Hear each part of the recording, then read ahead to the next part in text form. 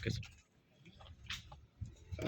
Sir, ಈಗ ಕರ್ನಾಟಕದ ಉಪಚುನಾವಣೆಯಲ್ಲಿ 3 ಕ್ಷೇತ್ರಗಳಿಗೆ ಗೆಲುವಾಗಿದೆ. ಈ ಗೆಲುವನ್ನು ಹೇಗೆ ನೋಡ್ತೀರಿ ಸರ್?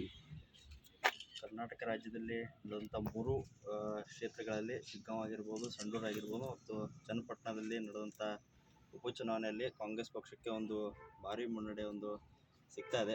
3 ಕಡೆ ಕಾಂಗ್ರೆಸ್ ಪಕ್ಷ ಮಾಡಿದಂಥ ಅಭಿವೃದ್ಧಿ ಕಾರ್ಯ ಆಗಿರ್ಬೋದು, ಗ್ಯಾರಂಟಿ ಯೋಜನೆಗಳನ್ನು ಜನರು ಸ್ಮರಿಸಿ ಅದಕ್ಕೆ ತಕ್ಕಂಥ ತೀರ್ಪನ್ನು ಇವತ್ತು ಮತದಾನ ಮಾಡುವ ಮುಖಾಂತರ ಕಾಂಗ್ರೆಸ್ ಪಕ್ಷಕ್ಕೆ ಮತ್ತೊಂದು ಕೈಯನ್ನು ಬಲಪಡಿಸಿದ್ದಾರೆ.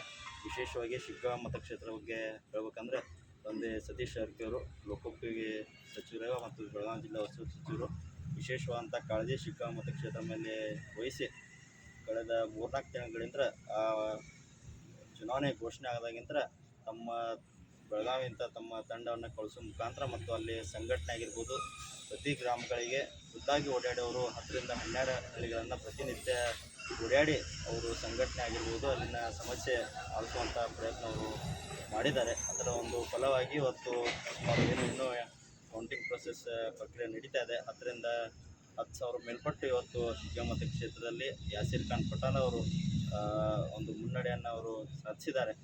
ಅದಕ್ಕೆ ವಿಶೇಷವಾಗಿ ತಂದೆ ಸತೀಶ್ ಜಾರಕಿಹೊಳಿ ಮಾಡಿದಂಥ ಶ್ರಮದಿಂದ ಇವತ್ತು ಅಲ್ಲಿ ಶಿಗ್ಗಾಂವ್ ಮತಕ್ಷೇತ್ರ ಹೆಚ್ಚಿನ ಪ್ರಮಾಣದಲ್ಲಿ ಕಾಂಗ್ರೆಸ್ ಪಕ್ಷಕ್ಕೆ ಶಕ್ತಿ ಸಿಕ್ಕಾಗಿದೆ. ಅದೇ ರೀತಿ ಮುಖ್ಯಮಂತ್ರಿಗಳಂಥ ಸಿದ್ದರಾಮಯ್ಯ ಸಾಹೇಬರಾಗಿರ್ಬೋದು, ಉಪಮುಖ್ಯಮಂತ್ರಿ ಡಿ ಕೆ ಶಿವಕುಮಾರ್ ಆಗಿರ್ಬೋದು ಮತ್ತು ಇನ್ನಿತರ ಎಲ್ಲ ಸಚಿವ ಸಂಪುಟದ ಅನೇಕ ಸಚಿವರಾಗಿರ್ಬೋದು, ಶ್ರೀನಿವಾಸ ಮಾನ್ಯವರಾಗಿರ್ಬೋದು, ಇಂಥ ಅನೇಕ ನಾಯಕರು ಅಲ್ಲಿ ಸಂಘಟನೆ ಮಾಡೋ ಮುಖಾಂತರ ಅವರು ಕೂಡ ಶ್ರಮವನ್ನು ವಹಿಸಿದ್ದಾರೆ. ಅದಕ್ಕೆ ತಂದೆ ಸತೀಶ್ ಜಾರಕಿಹೊಳಿ ಇದೇ ರೀತಿ ಕಾಂಗ್ರೆಸ್ ಪಕ್ಷವನ್ನು ಗೆಲ್ಲಿಸುವಂಥ ನಿಟ್ಟಿನಲ್ಲಿ ಅವ್ರು ಮುಂದಿನ ದಿನಗಳಲ್ಲಿ ಕೆಲಸ ಕಾರ್ಯ ಮಾಡ್ತಾರಂತ ನಾವು ಹೇಳ್ಬೋದು.